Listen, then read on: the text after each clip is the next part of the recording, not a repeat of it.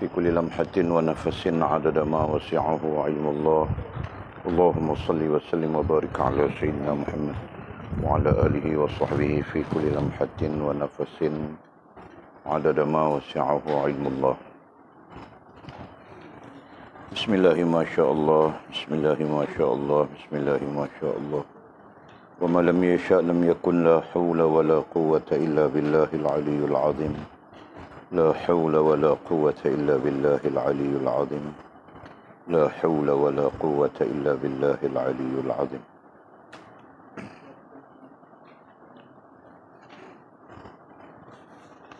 اللهم ارحمنا بالقرآن واجعله لنا إماما ونورا وهدى ورحمة. اللهم ذكرنا منه ما نسينا، علمنا منه ما جهلنا، وارزقنا تلاوته آناء الليل وأطراف النهار، واجعله لنا حجة يا رب العالمين. اللهم افتح لنا فتوح العارفين، وارزقنا فهم النبيين، واجعلنا من عبادك الصالحين والمتقين يا رب العالمين. بسم الله الرحمن الرحيم. قال مصنف رحمه الله تعالى: نفعنا الله بعلومه وبكتابه في الدارين، اللهم آمين يا رب العالمين. وبعد، قال: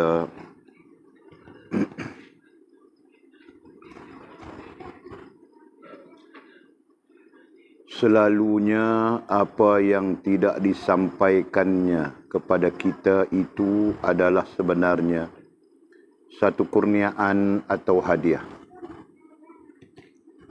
Hukumannya itu adalah satu kebaikan. Penderitaan yang ditimpakan olehnya itu adalah satu ubat. Janjinya ibarat wang tunai. Kreditnya ialah keadaan pada masa ini. Perkataannya ialah lakuan. Apabila Allah hendak menjadikan sesuatu, maka ia hanya berkata jadilah. Maka jadilah ia. Oleh itu, semua perbuatannya adalah baik dan berdasarkan hikmat kebijaksanaan. Allah sahaja yang maha tahu. Manusia tidak mengetahui ilmu Allah itu sedalam-dalamnya. Dengan itu, ada lebih baik jika si hamba terus bertawakal, menyerah kembali kepadanya dan melakukan apa yang disuruh dan meninggalkan apa yang ditegahnya. Janganlah salahkan Allah dan merungut serta mengatakan dia zalim dan tidak tahu atau sebagainya. Jangan disalahkan lakuannya.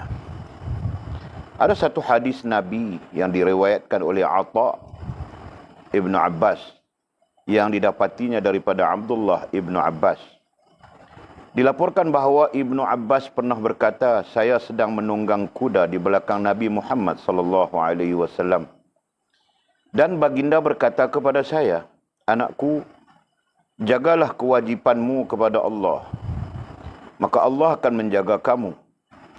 Jagalah kewajipanmu kepada Allah, maka kamu akan dapati Allah itu berada di hadapan kamu. Oleh itu, apabila kamu meminta, mintalah kepada Allah. Apabila kamu memohon perlindungan, pohonlah kepada Allah. Jika hamba-hamba Allah semuanya hendak memberi manfaat kepada kamu, tetapi tidak dengan izin Allah, maka sia-sia sahaja pekerjaan mereka itu. Jika semua hamba-hamba Allah cuba hendak memudaratkan kamu, tetapi tidak dengan izin Allah, maka kamu tidak akan ditimpa mudarat apa-apa. Oleh itu, jika kamu boleh melakukan suruhan-suruhan Allah dengan ikhlas, maka lakukanlah.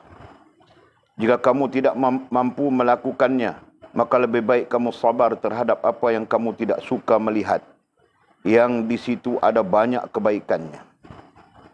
Ketahuilah bahawa pertolongan Allah itu datang melalui sabar. Dan ketahuilah beserta dengan kesusahan itu ada kesenangan. Tiap-tiap orang yang beriman hendaklah mempraktikkan hadis Nabi ini agar selalu beroleh keselamatan dalam dunia ini dan di akhirat kelak, dan mendapat rahmat dan kasih sayang Allah Subhanahu wa taala. Kemudian kata musannif syarahan yang ke-43. Okey, kita sambung lagi syarahan yang ke-42. Terakhir kita berbincang berkaitan dengan siapa yang mahu keselamatan di dunia dan di akhirat. Ya kan? Dan kita juga telah membincangkan doktrin apa yang diperlukan untuk kita mendapat atau mencapai keselamatan di dunia dan di akhirat itu. Dan musannif kita, mursyid kita telah pun menyebutkan melalui kitabnya ini, katanya hendaklah tanamkan perangai sabar, rela, bertawakal kepada ilahi, jauhkan merungut terhadap manusia dan dapatkan segala keperluan dari Allah yang Maha Agung. Patuhlah kepada Allah dan abdikan diri kepada Dia sahaja, Dia lebih baik dari selain Dia. Nah, ini semua telah pun kita berikan penjelasan sesuai dengan tahap kita. Jadi mudah-mudahan menjadi ilmu kepada kita. Jadi ilmu ya, bukan jadi maklumat semata. Nah, kalau maklumat itu masuk telinga kanan, boleh jadi tidak dia keluar telinga kiri. Kan? Maklumat itu mungkin tersimpan di dalam buku kita saja. Tetapi kalau jadi ilmu, nah dia akan menjadi bahagian daripada hidup kita. Nah, itu beza di antara maklumat dengan ilmu. Okey? Nah, sekarang kita sambung kata musannif rahimahullah ta'ala. Selalunya, apa yang tidak disampaikannya kepada kita itu adalah sebenarnya satu kurniaan atau hadiah. Selalunya, ay lazim. Ay biasanya. Nah, itu. Ini pendapat ya. Ini pendapat ataupun pandangan mursyid kita Maulana Abdul Qadir Jailani rahimahullah ta'ala. Jadi pada pendapatnya, apa yang tidak disampaikannya, apa yang tidak disampaikannya, ay disampaikan oleh Allah. Nya di situ adalah Allah.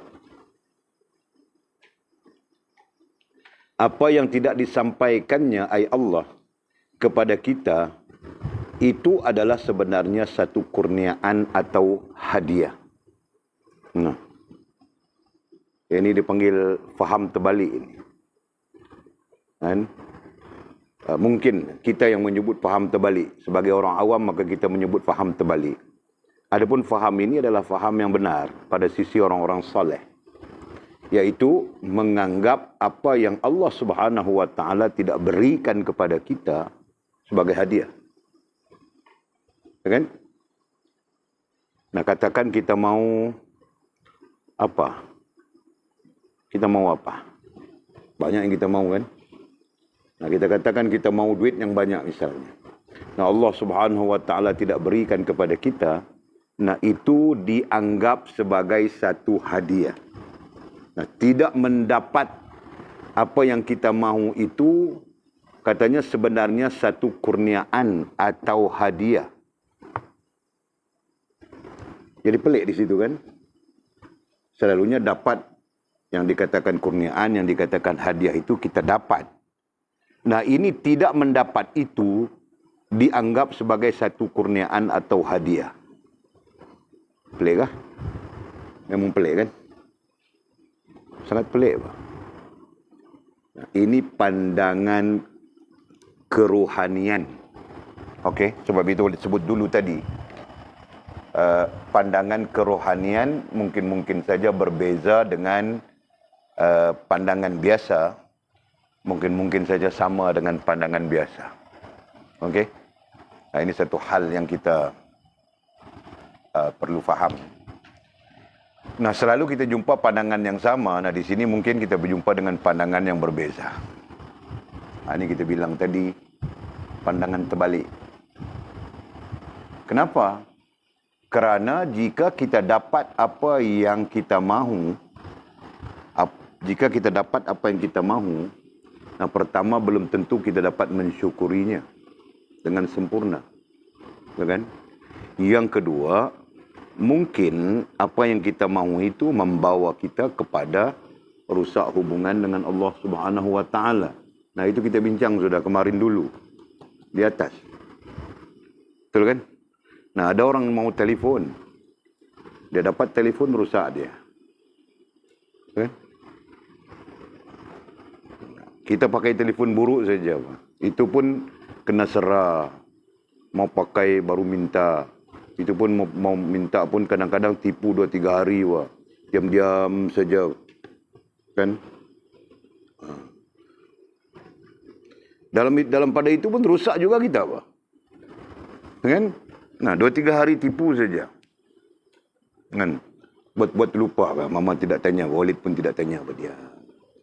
Tengok-tengok seminggu sudah. Buat lupa begitu kan. Nah, itu pun merusakkan kita sudah.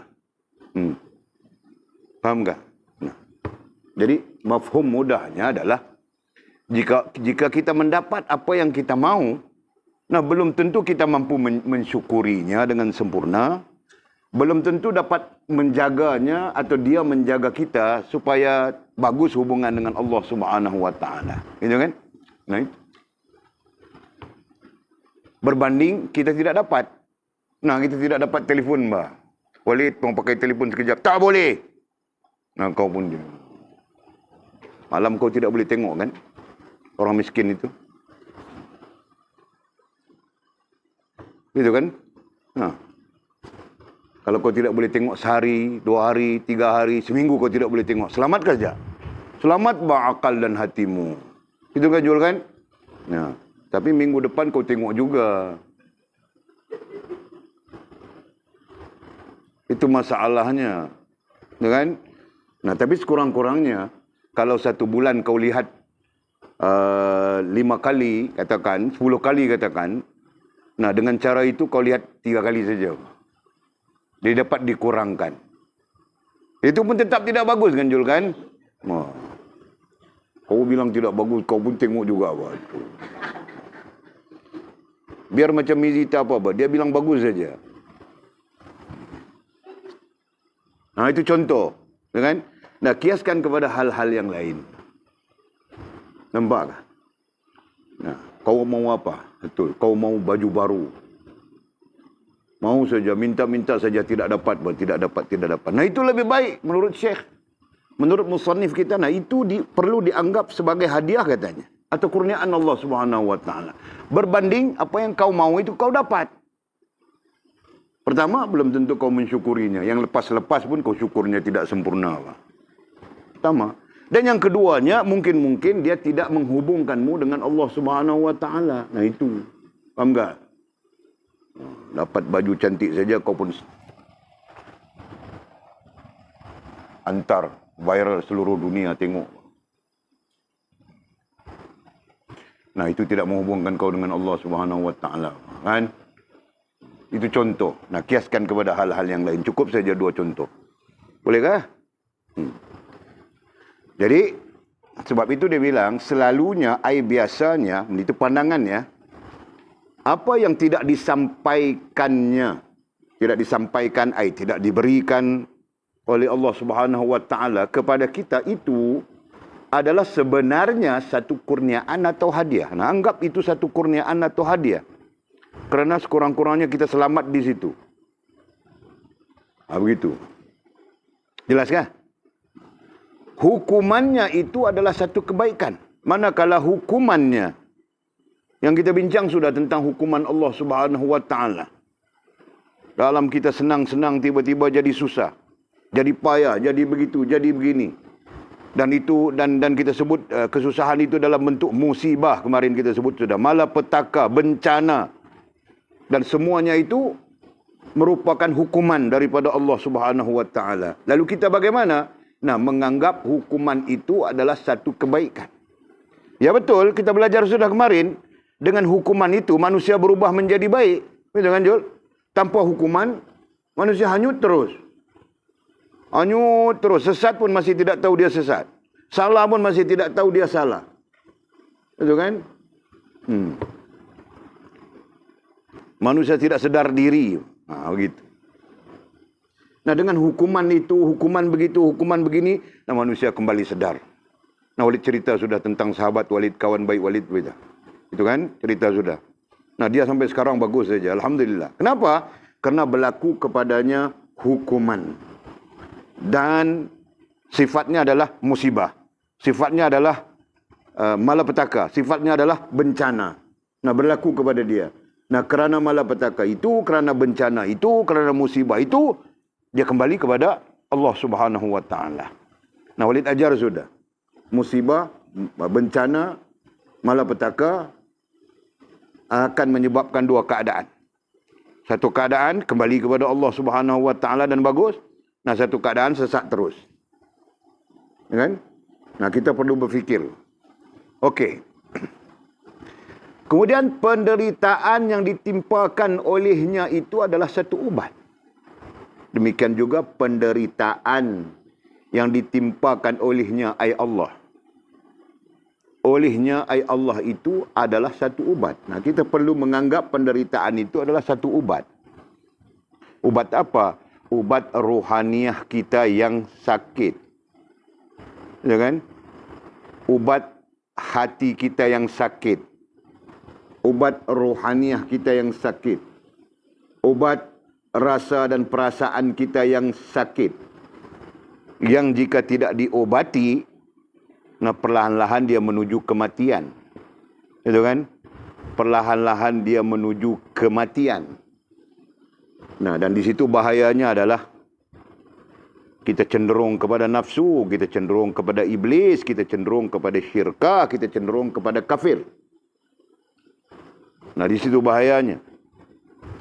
Maka oleh kerana berlakunya penderitaan kepada kita daripada hukuman yang ditimpakan oleh Allah kepada kita, nah akhirnya menjadi ubat. Perlahan-lahan kita mula mencari surau, mencari masjid, mencari majlis ilmu, mau belajar, mau berzikir, mau salat dan sebagainya. Itu kan? Nah, jika tidak, lupa saja kita lalai terus. Nah, kamu orang perlu berdoa, sahabat kamu orang itu Jumat. Menurut kakaknya, tadi pagi kakaknya pun sembang lagi dengan Walid. Tidak tahu sudah mau buat apa. Jumat rusak sudah. Sangkut dengan syabu. Jadi kalau cerita pun cerita aib kan. Tapi kita lebih kepada macam mana cara mau tolong kawan kita si Jumat itu. Fikir bah kamu orang. Kalau ada kontak dengan dia lagi, nasihat bah dia, kembalilah. Datanglah ke sini, kita tarbiyah dia. Biarlah. Sayang kan? Rusak sudah. Jadi dia dapat motor. Dia dapat motor, wai suku. Kerana mau belajar, jadi kakaknya beli motor. Dia dapat motor, yang dia mau itu dia dapat. Nah, bagaimana motor itu merosakkan dia? Nampak tak? Nah, kita ambil pelajaran saja. Bagaimana motor yang dia mau itu dan dia dapat itu merosakkan dia. Dan dari situ dia rusak dan rusak dan rusak dan rusak dan rusak. Dan sampai sekarang peringkat rusak teruk. Kemarin kakaknya bilang ada orang datang minta tuntut utang daripada kakaknya. Yang dibuat oleh Jumat. 10,000. Kakaknya bilang, mau di mana aku mau cari ustaz macam ini. Walid bilang, kau yang salah. Jadi aku menyesal sudah ustaz bilangnya. Okey. Penderitaan yang ditimpakan olehnya itu adalah satu ubat. Nah, antara lain kita perlu menganggap ya, penderitaan apapun bentuknya yang diberikan oleh Allah Subhanahu wa taala kepada kita satu ubat. Nah, ubat apa? Nah, itu dia bilang tadi, ubat untuk rohaniah kita yang sedang sakit. Okey. Jadi dhabit saja apa? Adalah satu ubat untuk rohaniah kita. Okey. Janji Allah Subhanahu wa taala ibarat wang tunai. Ibarat, nah contoh, misal. Nah, kepada kita dibilang kita anggap sebagai wang tunai. Janji Allah Subhanahu wa taala. Apa janjinya? Nah, dalam Quran itu banyak janjinya kan. Yang terbesar dari syurga, yang terbesar dari nikmat apa? Janji Allah Subhanahu wa taala. Nah, ini dibincangkan oleh para ulama. Dan kita tidak mau terlepas pandang, jadi kita pun perlu sebut juga. Apakah janji Allah Subhanahu wa taala yang terbesar? Ada yang bilang melihat wajah Allah Subhanahu wa taala. Para ulama bilang itu pun tidak besar. Ha? Apa Jol? Kau sebut tadi macam kau dengar saja apa? Ha? Tahukah kamu orang? Janji Allah. Janji yang paling besar kepada kita. Nah, melihat wajah Allah itu nikmat yang paling besar bilangnya kan. Nah, ini janji. Nah, perlu tahu kita kan.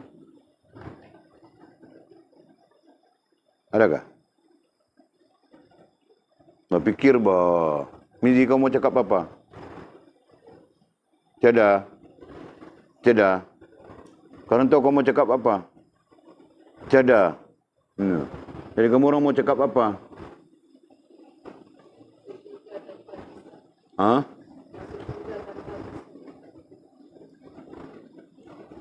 Janji Allah yang paling besar adalah keampunan. Nah, itu yang paling besar. Disebut oleh Nabi SAW dalam hadis. Nah, kau dapat keampunan Allah Subhanahu wa taala, maka baru kau dapat nikmat. Baru kau dapat syurga, baru kau dapat itu, dapat ini, dapat itu, dapat ini, apa saja yang kemudian kan. Nah, jika janji Allah, jika keampunan Allah Subhanahu wa taala kau tidak dapat, nah, mana mungkin kau dapat syurga dan sebagainya. Nah, sebab itu yang terbesar, yang paling besar daripada janji Allah adalah keampunan. Nah, jadi kita anggap saja keampunan Allah Subhanahu wa taala itu seperti wang tunai. Jadi kalau kita bahaskan dia kenapa menganggap wang tunai? Nah, kau perlu jaga dengan baik wang tunai itu kan. Nah, wang tunai itu kalau kita tukar istilahnya lain harta. Nah, kau perlu jaga dengan baik hartamu kan. Kau ada 10 ringgit saja, kau tidak jaga. Kan, poket kau bocor saja. Nah, habis 10 ringgit kau. Gitu kan? Fahamkah? Nah. Kreditnya ialah keadaan pada masa ini. Kreditnya adalah keadaan pada masa ini. Ai hal. Keadaan ai hal. Nah, kita sedang menggunakan apa ya? Janji Allah Subhanahu wa taala sebagai wang tunai itu dalam hal itu termasuk kehidupan kita sekarang kan. Nah, kalau ditanya kenapa kau taat kepada Allah Subhanahu wa taala, kau mau jawab apa? Nah, jadi waktu hidup kita sekarang ini itu kreditnya. Nah, kita menggunakan kreditnya itu. Paham tak? Kita menggunakan hidup. Nah, hidup itu tidak terhenti setakat istilah hidup kan? Ada 4 istilah terkait dengan hidup. Apa? Nyawa. Lagi. Nafas. Lagi. Hayat. Lagi. Masa. Nah, itu. Jadi itu semua kreditnya. Kita sedang menggunakan kredit itu. Paham tak? Nah. Kenapa kita menggunakan kredit itu? Nah, kalau kita sedar ya, ada orang yang menggunakan kredit itu dengan sedar. Ada orang yang menggunakan kredit itu tanpa sedar. Nah, kita menggunakan kredit itu dengan sedar. Jadi, yang sedar itu kita bertanya, kenapa? Nah, katakan kau menggunakan masa untuk taat dan patuh kepada Allah, katakan. Nah, kenapa kau taat dan patuh kepada Allah? Nah, itu pertanyaannya. Kenapa? Kenapa sila? Kenapa kau taat dan patuh kepada Allah?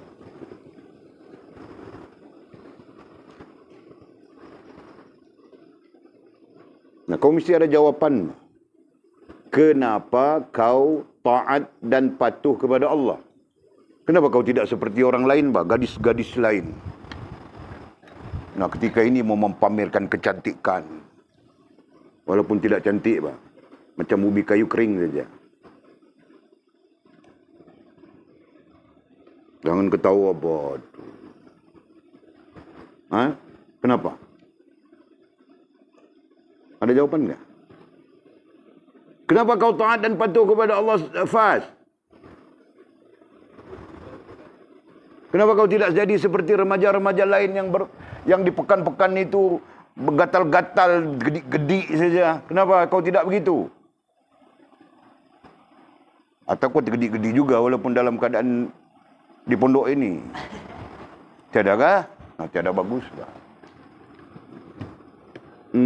Kenapa? Nah, perlu ada jawapan, Mbak. Jadi Mimi kau pun pikir, kau jangan tidak pikir. Aku mau tanya semua orang nih.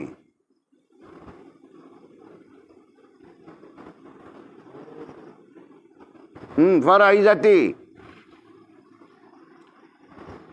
Kau sedang menggunakan kredit yang diberikan oleh Allah Subhanahu wa taala dalam hidup ini. Nah, kreditmu yang kau gunakan itu adalah untuk taat dan patuh kepada Allah. Persoalannya kenapa?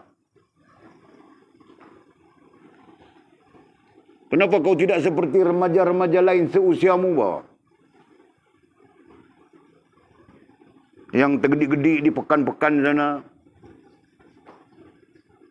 Walaupun macam ubi keledek.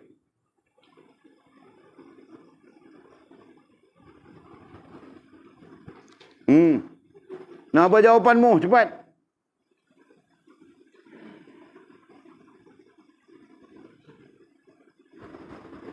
Tiada jawapan. Nah, siapa mau menjawab?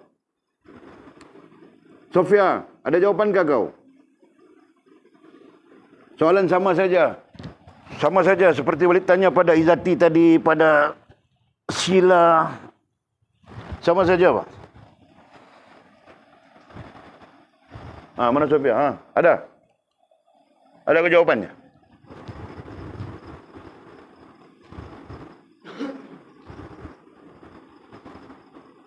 Nah, Walid ulang lagi, Pak. Kau menggunakan, istilahnya di sini kredit, kan? Nah, Walid pakai saja istilah ini.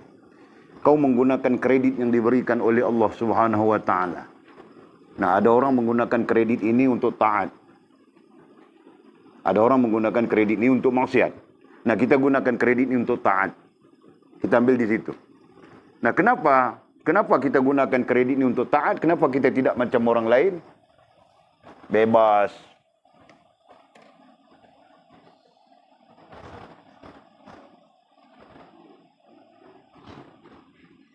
Apa?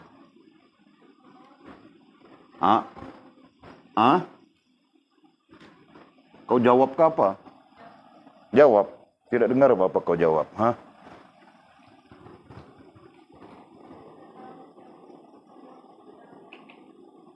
Sebab kau tahu itu pinjaman. Tahu pinjaman, ya satu hal, tapi yang sebenarnya adalah kerana kau mengharapkan keampunan Allah Subhanahu wa taala. Itu kan? Nah, itu doktrinnya, Pak. Kerana kita mengharapkan keampunan Allah Subhanahu wa taala. Jelas kah? Gitu, Pak. Kau mau jawab itu kan, Mizi tadi kan? Betul, Pak. Bagus, Pak Mizi. Jadi okey, Pak.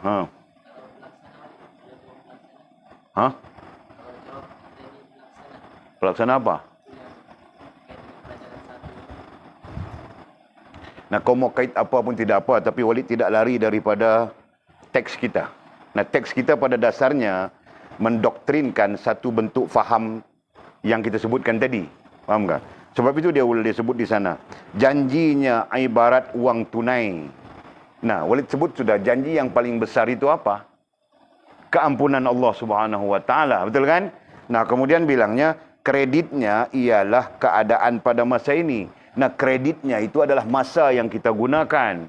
Hidup yang kita lalui. Betul kan? Nah, itu kreditnya. Jadi Walid tanya, kamu, nah kredit yang kita pakai sekarang kita guna untuk taat dan patuh kepada Allah Subhanahu wa taala. Nah, kenapa? Pertanyaan Walid jelas kan? Nah, tidak bolehkah kita gunakan kredit ini seperti mana orang-orang yang banyak itu? Nah, jadi mesti ada satu apa bilangnya? Mesti ada satu hala tujunya. Faham tak? Nah, hala tujunya terkait dengan dia disebut di awal tadi janjinya. Jelas ke Jul? Nah, begitu. Okey. perkataan Allah Subhanahu wa taala ialah lakuan. Perkataan Allah Subhanahu wa taala ialah lakuan. Lakuan ai pelaksanaan. Dalam arti kata yang lain, kita perlu buat apa yang Allah Subhanahu wa taala cakap. Bukan tinggal dicakap. Maksud lain bukan tinggal di Quran, bah. Kita yang perlu melaksanakannya. Kita yang perlu melakukannya. Kita perlu beramal dengannya. Nah itu. Faham Jul? Nah jangan kau tinggalkan itu di Quran saja. Nah Quran bilang Innamal khamru wal maisir wal ansab wal azlam rijsum min amali syaitan. Sesungguhnya innamal khamru ara wal maisir judi wal ansab tenung nasib wal azlam. Azlam itu apa? Tenung nasib. Azlam itu menyembah selain daripada Allah SWT, patung dan sebagainya. Rijsum min amali syaitan, daripada amalan-amalan syaitan. Nah kau main juga nombor rekor. Jangan main bah. Kamu orang nanti pulang Sabah, kamu orang tengok orang perempuan bermain nombor rekor Jul. Aku tahu bah, aku lihat semuanya. Orang perempuan taraf nenek-nenek sudah. Oh beratur beli nombor rekor lagi. Dia mimpi lagi dia. Kan? Nah kamu orang akan berhadapan dengan keadaan-keadaan ini nantinya. Jadi maksudnya apa di sana? Maksudnya mereka tidak mengikut lakuan Allah. Mereka tidak mengamalkan, melaksanakan yang kita bilang suruhan dan larangan Allah Subhanahu wa taala, gitu kan? Yang Allah larang dia mereka lakukan, yang disuruh mereka tinggalkan. Nah begitu. Nah bercanggah bah. Itu maksudnya. Jadi perkataannya ai perkataan Allah Subhanahu wa taala, perkataannya ai Allah berdasarkan kepada apa ya? Nah, belum habis ayatnya lagi, sekejap. Oleh itu katanya, bukan justru itu. Oleh itu semua perbuatannya, perbuatan istilah usuluddinnya bilang af'al. Istilah tauhidnya bilang af'al. Nah, perbuatan Allah Subhanahu wa taala nanti kita belajar panjang lebar. Tetapi secara umumnya perbuatan Allah Subhanahu wa taala itu mencipta, memilih, mentadbir. Nah, itu secara umumnya. Nanti kita belajar lagi perbuatan Allah Subhanahu wa taala yang berbagai-bagai bentuk dan sifatnya. Okey? Jadi katanya semua oleh itu semua perbuatannya ai af'alnya adalah baik. Adalah baik. Nah, ini bermaksud tidak ada af'al Allah Subhanahu wa taala yang buruk. Sekalipun yang berlaku kepada kita itu malapetaka. Faham tak? Nah, di sisi Allah Subhanahu wa taala itu adalah baik. Kenapa? Karena dia boleh membaikkan kita. Gitu kan, Jul? Jelaskah? Yang namanya malapetaka, yang namanya ujian, yang namanya apa tadi? Malapetaka, bencana, musibah. Nah, itu boleh membaikkan manusia. Maka sebab itu kita perlu apa ya? Kita perlu menganggap bahawa semua perbuatannya adalah baik. Semua perbuatannya ai perbuatan Allah, ai af'al Allah SWT adalah baik. Dan berdasarkan hikmat kebijaksanaannya. Berdasarkan hikmat. Nah, hikmat ini antara maksudnya adalah tidak semua diketahui oleh makhluk. Nah, kalau disandarkan kepada Allah Subhanahu wa taala, makna hikmat itu adalah tidak semua tidak diketahui oleh makhluk. Jadi berdasarkan hikmat kebijaksanaan, nah kebijaksanaan Allah Subhanahu wa taala. Sedangkan makhluk ini tidak dapat mengetahui. Tidak tahu. Kan? Nah. Okey, jadi berdasarkan kepada fakta yang telah kita bincang dari awal syarahan ini sampai kepada Sampai kepada di sini ya, sampai kepada kita titik tadi. Nah, menjelaskan kepada kita secara langsung bahawa tidak ada yang tidak baik dari Allah Subhanahu wa taala. Nah, di sana berdalil yang menguatkan adalah wa ma rabbuka bizulmil lil abid. Tidaklah Tuhanmu zalim ke atas hamba-hambanya. Bahkan Tuhan kita Allah Subhanahu wa taala itu tetap dengan maha pengasihnya, maha penyayangnya. Nah, sampai-sampai para ulama mengatakan, para ulama ahlillah, ahli ma'rifah, para arif billah mengatakan yang kita sebutkan tadi, malapetaka, bala bencana, musibah. Nah, semua itu merupakan hadiah supaya kita sedar dan kembali kepada Allah Subhanahu wa taala. Jelas kan?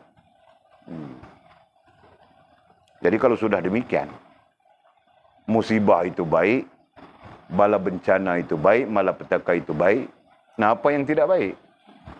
Yang tidak baik adalah kita, bukan Allah Subhanahu wa taala. Kan?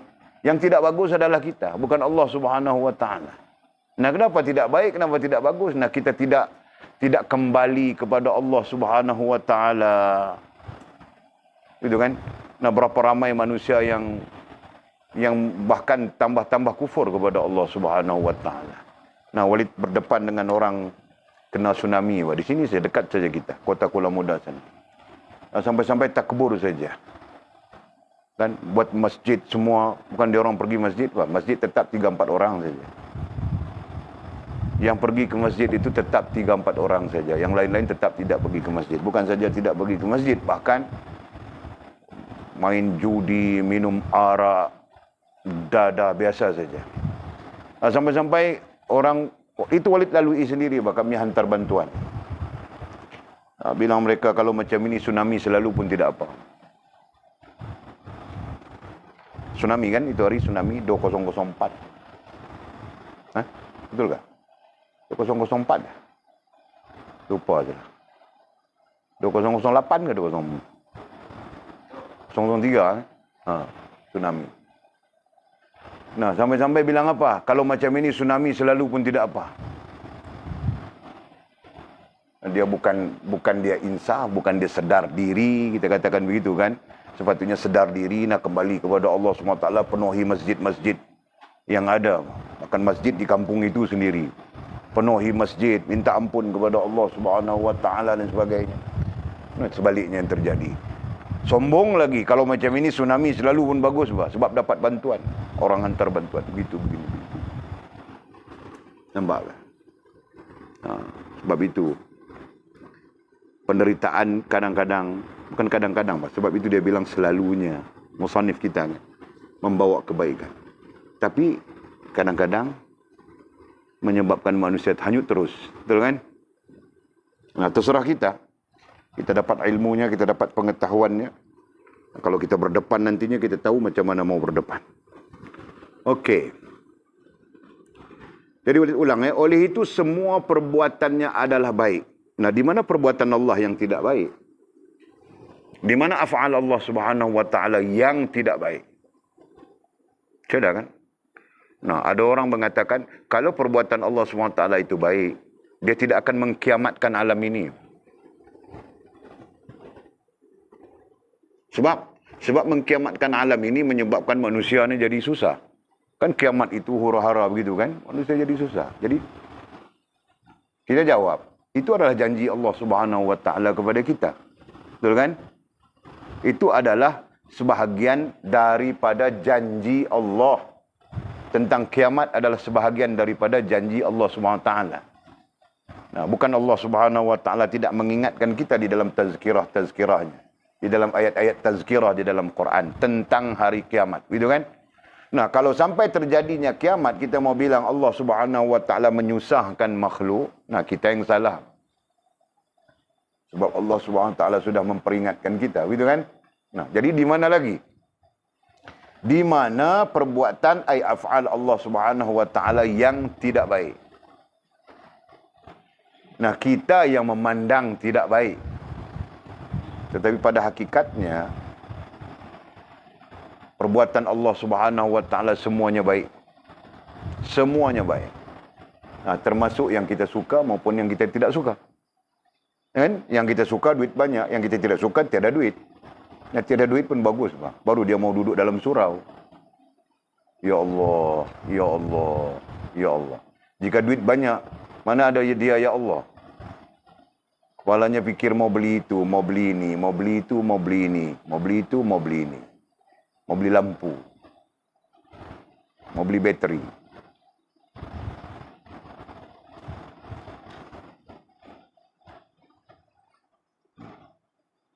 Mau beli, tidak tahu lagi sekarang, Mbak. Sekarang dia tidak berpakat denganku lagi, Mbak. Dia berpakat dengan mamanya saja. Okey.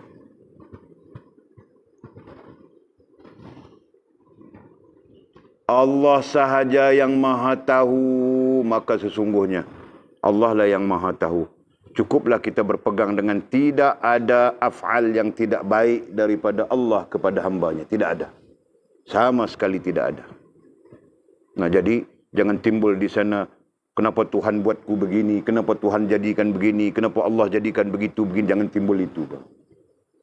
Karena tiap-tiap yang dijadikan Allah Subhanahu Wa Taala bersifat baik dan membaiki manusia. Hanya saja manusia yang tidak mengambil i'tibar. Itu kan? Manusia yang tidak sedar diri. Nah itu.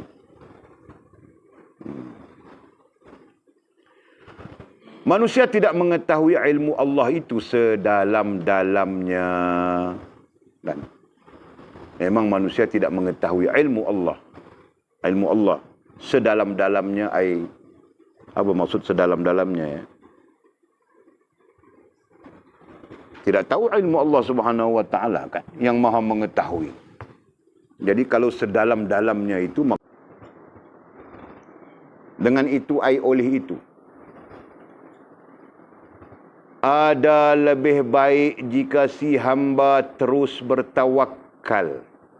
Nah, jadi kalau kita sebut dengan itu, oleh itu, isim isyarah di sana kan. Dan mesti ada faktanya.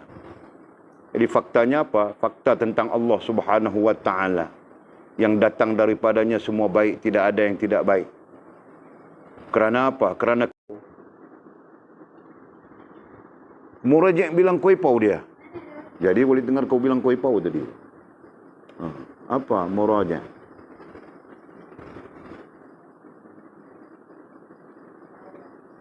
Taubat. Nah, itu sebahagian daripada muraji'. Sebab itu boleh bilang, muraji' itu maknanya lebih luas. Taubat itu sebahagian daripada muraji'. Okey? Nah, bagus, bah. Tapi kau main tangkap muat saja itu. Bukan kau punya fahaman, bah. Kau main hentam saja. Betul kan? Jadi luas. Apa? Semua taubat itu sebahagian daripada muraji'. Berharap itu sebahagian daripada muraji'. Bergantung itu sebahagian daripada muraji'. Nah, sampai-sampai tawakal yang bersifat itu sebahagian daripada muraji'. Sedar diri sebahagian daripada muraji'. Minta ampun bilang sudah tadi, taubat kan? Nah, itu semua sifat-sifat muraji'.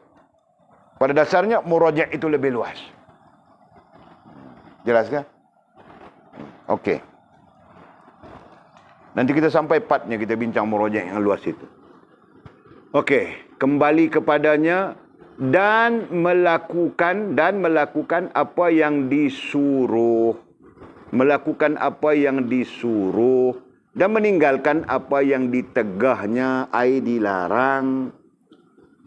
Nah, ditegah itu kadang-kadang kita pakai perkataan dilarang. Nah, supaya kita tidak keliru, kita aikan dia. Dan melakukan apa yang disuruh. Disuruh suruh. Jangan disuruh dengan perintah. Perintah itu sendiri dua kan, suruh dan larang. Dan melakukan apa yang disuruh dan meninggalkan apa yang ditegahnya, dilarang. Janganlah salahkan Allah. Nah, ini yang kita perlu belajar. Perlu doktrin. Kemarin kita sebut tentang doktrin. Perlu tanam di dalam akal kita. Supaya jangan ada rasa dan perasaan menyalahkan Allah Subhanahu wa taala hanya kerana kita jahil tentang Allah, hanya kerana kita tidak mengetahui, hanya kerana kita tidak tahu. Ya kan? Nah, sekarang tahu sudah kita bahawa Allah Subhanahu wa taala tidak akan menyusahkan hamba-Nya. Nah, kalaupun berlaku susah pada sisi kita, nah itu untuk membaikkan kita. Gitu kan? Nah, itu doktrin yang perlu ada pada kita. Nah, jika tidak, kita pun tidak jadi baik, bah. Tidak sedar diri, hanyut saja. Nah, masuk saja malam, nah, Jul mula cari dangdut di mana. Kan? Mizi pula mulalah cari yang tempat yang gelap lampu merah kuning apa semua itu di mana. Nah, rantau pula cari tempat tuhau di mana. Ya kan? Begitu jadinya. Faham tak? Nah, kerana Allah Subhanahu wa taala memberi kepada kita yang pada sisi Allah baik dan pada pandangan kita tadi tidak bagus, sebab sakit begitu begini, musibah begitu tidak bagus. Tetapi sebenarnya bagus pada Allah Subhanahu wa taala. Nah, tugas kita sekarang adalah membawa diri kita supaya ngam dengan Allah Subhanahu wa taala. Itu kita belajar sudah sebelum ini. Ngam. Nah, yang ngam itu hanyalah orang-orang yang hatinya, rasa dan perasaannya berkait dengan Allah Subhanahu wa taala, maka dia akan ngam dengan Allah, gitu kan? Dia akan ngam. Nah, begitu. Jadi katanya janganlah salahkan Allah. Nah, janganlah salahkan Allah, di situ menunjukkan ngam sudah kita. Jika kita tidak menyalahkan Allah dalam rasa dan perasaan kita, nah di sana artinya kita sudah ngam dengan Allah Subhanahu wa taala. Yang sudah tentu ilmu telah menunjukkan kepada kita, menyuluh kepada kita tentang af'al, tentang perbuatan Allah Subhanahu wa taala yang maha baik. Itu kan? Nah, bukan dia salahkan Tuhan, kenapa Tuhan buatku begini, kenapa begini, kenapa begitu. Nah, dia lupa dia punya dosa, dia lupa dia punya salah, dia lupa dia punya itu, dia punya ini. Nah, itu kita bilang tidak sedar diri. Okey. Janganlah salahkan Allah dan merungut serta mengatakan dia zalim dan tidak tahu atau sebagainya. Nah, secara tidak sedar, bukan kita bercakap dengan mulutnya. Kalau yang cakap dengan mulut itu mungkin kita sedar, kita nampak, gitu kan? Ini selalu terjadi pada rasa dan perasaan kita manusia. Selalu terjadi pada rasa dan perasaan kita manusia. Kan? Apa? Salahkan Allah, merungut-rungut, serta mengatakan dia zalim dan tidak tahu atau sebagainya. Nah, ini lazim ada dalam rasa dan perasaan kita. Nah, jadi di situ kenapa dan mengapa kita perlu membina rasa dan perasaan kita supaya betul benar dengan Allah Subhanahu wa taala. Nah, yang salahnya, nah ini yang salahnya. Menyalahkan Allah, merungut-rungut, tidak puas hati, mengatakan Allah itu zalim. Nah, rasa dan perasaannya meletakkan Allah itu zalim. Kenapa? Memisahkan dia dengan Jamal Pak Tongkol misalnya.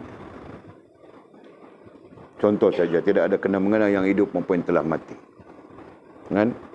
Memisahkan Jul dengan si Jetun, anak Pak Meon Simpang 3 misalnya.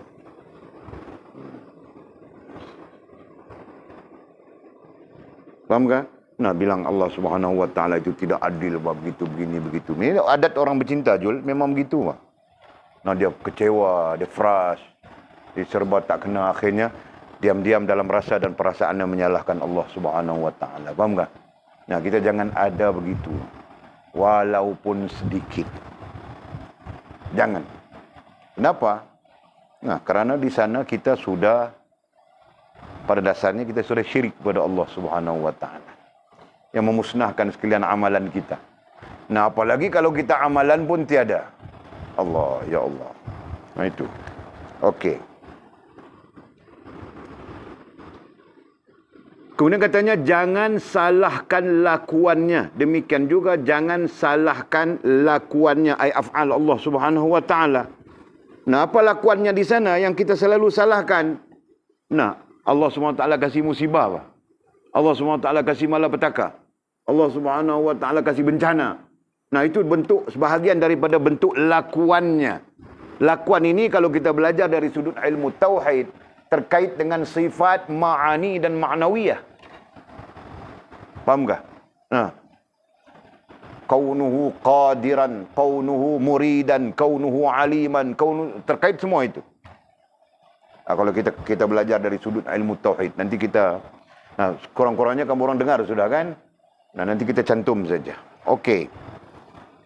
Jadi af'al Allah Subhanahu wa taala artinya perbuatan Allah Subhanahu wa taala terkait dengan apa yang kita sebutkan tadi, sifat ma'ani, sifat ma'nawiyah itu.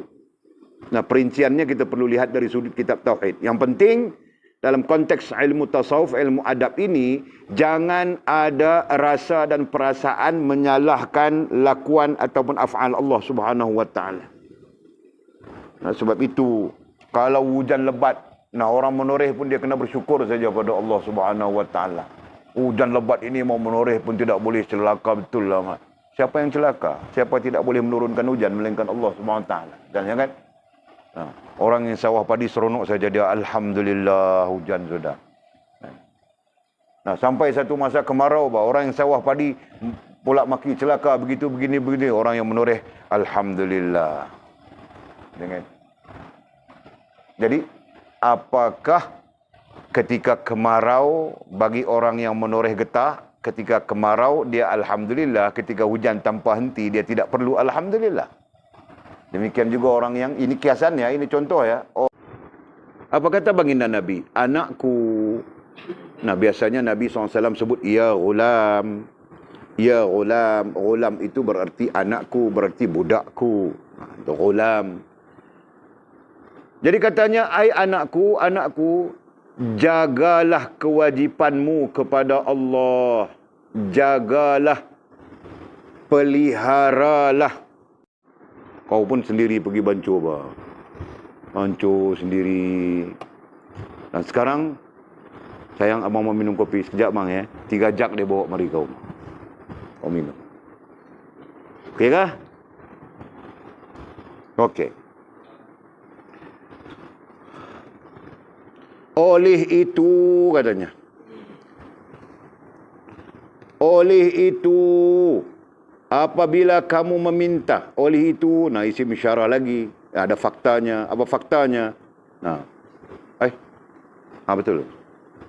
Faktanya di atas, fakta yang kita baca tadi. Faktanya hadis Nabi SAW. Kan? Oleh itu nah rujukkan kepada hadis Nabi SAW yang kita baca itu. Dengan makna yang kita berikan tadi ya, bukan makna literalnya. Okey. Oleh itu, apabila kamu meminta, mintalah kepada Allah. Apabila kita mau meminta apapun, mintalah kepada Allah Subhanahu wa taala. Nah, kita belajar sudah kemarin dulu. Jadi kita tidak perlu meminta kepada orang kah? Siapa bilang begitu? Faham tak? Meminta kepada Allah Subhanahu wa taala itu urusan rasa dan perasaanmu. Adapun urusan jasmaniahmu berjalan seperti mana biasa. Jelas kah? Nah begitu. Kau mau pergi menoreh getah, nah kau minta rezeki daripada Allah Subhanahu wa taala, begitu kan? Nah kemudian kau pergi menoreh. Nah itu berarti urusan jasmaniah itu berjalan seperti mana biasa. Paham tak? Yang kita maksudkan mau minta kepada Allah ini urusan rasa dan perasaan kita atau urusan rohaniah kita. Nah itu. Yang kita selalu lalaikan adalah urusan rohaniah kita. Betul kan? Faham tak? Urusan jasmaniah kita tidak lalai, sebab itu lapar, kita pikir makan saja. Mana kita ada pikir lain? Sakit, kita pikir ubat saja. Mana ada kita pikir lain, betul kan? Itu berjalan seperti mana biasa. Selama mana hal itu tidak haram, tidak ditegah oleh Allah Subhanahu wa taala. Yang kita bincangkan ini adalah terkait dengan hal rohaniah kita. Hal rasa dan perasaan kita. Nah berarti rasa dan perasaan kita perlu minta dulu kepada Allah SWT. Gitu kan? Rasa dan perasaan kita perlu berhubung dengan Allah Subhanahu wa taala dulu, atau sifatnya tersendiri, sedar diri. Rasa dan perasaan kita sedar, Pak. Yang memberikan sakit itu Allah Subhanahu wa taala. Yang memberikan rezeki itu Allah Subhanahu wa taala. Nah, maka ketika itu baru datang dengan perbuatannya pun minta kepada Allah Subhanahu wa taala. Betul kan? Jelaskah? Nah, jangan kita salah faham. Oleh takut kamu orang pun terlibat dengan geng-geng salah faham ni. Sebab geng salah faham ni banyak. Karena mereka salah faham, bilang ilmu tasawuf ini mengarut, merapu dan sebagainya. Padahal mereka yang tidak faham. Kan? Kenapa kau bilang ilmu tasawuf ni merapu? Wah, menyuruh orang apa? Menyuruh orang supaya tidak bekerja, bilang. Suruh serah pada Allah SWT bulat-bulat. Minta pada Allah SWT bulat-bulat, bilang. Siapa bilang begitu? Nah, kita mengajar rohaniah kita supaya berhubungan dengan Allah Subhanahu wa taala, begitu kan? Nah, sampai-sampai wa izasta'anta, Allah bilang dalam Quran, wa izasta'anta, apabila kau mau minta tolong, fasta'in billah, maka minta tolong kepada Allah Subhanahu wa taala. Nah, urusan minta tolong, bahkan urusan apapun, pertama-tamanya muncul adalah dalam rasa dan perasaanmu, betulkah? Nah, kemudian baru menjadi tingkah laku kita, gitu kan? Urusan apapun. Jelaskah? Nah, yang pertama-tamanya itu kita berhubungan dengan Allah Subhanahu wa taala. Yang keduanya baru kita berurusan dengan makhluk, baru betul. Gitu kan? Nah, kita lupakan urusan dengan Allah Subhanahu wa taala, lupakan hubungan dengan Allah Subhanahu wa taala, terus berurusan dengan makhluk. Yang akhirnya kita bertuhankan kepada makhluk. Boleh tunjuk sudah di sini kemarin dulu. Faham tak? Nah, akhirnya ubat itu yang menyembuhkanmu, bukan Allah Subhanahu wa taala. Hilang sudah rasa dan perasaanmu, dalam rasa dan perasaanmu hilang sudah Allah Subhanahu wa taala. Faham tak? Nah, itu yang terjadi. Kan? Bila kau susah, nah kau nampak siapa yang boleh menolongmu. Nah, kau tidak nampak lagi, dalam rasa dan perasaanmu tidak terhubung lagi dengan Allah Subhanahu wa taala. Nah, ini yang terjadi. Faham tak? Nah, kita tidak mau begitu. Jelas?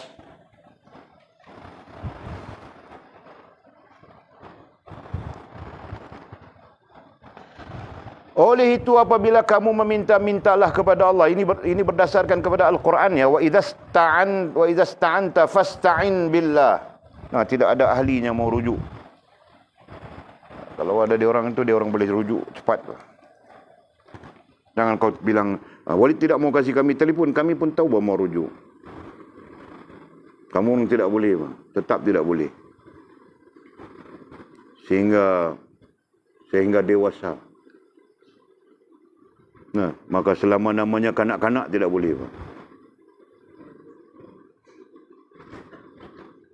Mesti kanak-kanak kajul. Okey, Pak. Okey. Apabila kamu memohon perlindungan, pohonlah kepada Allah. Maka demikian juga, jika kita mau minta perlindungan, nah, rasa dan perasaan kita akan tercetus. Mau perlindungan. Nah, pertama-tama mohon perlindungan kepada Allah Subhanahu wa taala. Ya kan? Karena Allah Subhanahu wa taala lah yang sebenar-benarnya Maha Pelindung, gitu. Nah, itu pun tersebut di dalam Al-Quran. Macam mana bunyinya? Fasta'iz billahi minasyaitanir rajim. Bila kau mau kepada perlindungan, maka mohonlah perlindungan Allah Subhanahu wa taala daripada syaitan yang direjam. Dalil Al-Quran. Mohon perlindungan daripada Allah Subhanahu wa taala. Karena tidak ada manusia, tidak ada makhluk, tidak ada hamba, atau umumnya tidak ada makhluk yang mempunyai kekuatan untuk memberi perlindungan kepada kita, melainkan Allah Subhanahu wa taala. Nah, jadi isunya di sini adalah kau mengutamakan Allah Subhanahu wa taala. Nah, itu saja. Ya kan? Mengutamakan, dalam istilah Arab bilang mengaulakan Allah Subhanahu wa taala. Berbanding kita mengaulakan makhluk. Sakit ingat ubat saja, tidak pernah ingat Allah Subhanahu wa taala. Ya kan? Susah ingat siapa yang boleh tolong saja, tidak ingat Allah Subhanahu wa taala. Begitulah hal-hal yang lain, kiaskan saja. Dengan putus cinta, ingat mau buat satu tindakan yang tidak wajar saja, bukan kembali kepada Allah SWT. Nah, dalam banyak keadaan, manusia tidak muraji' kepada Allah SWT.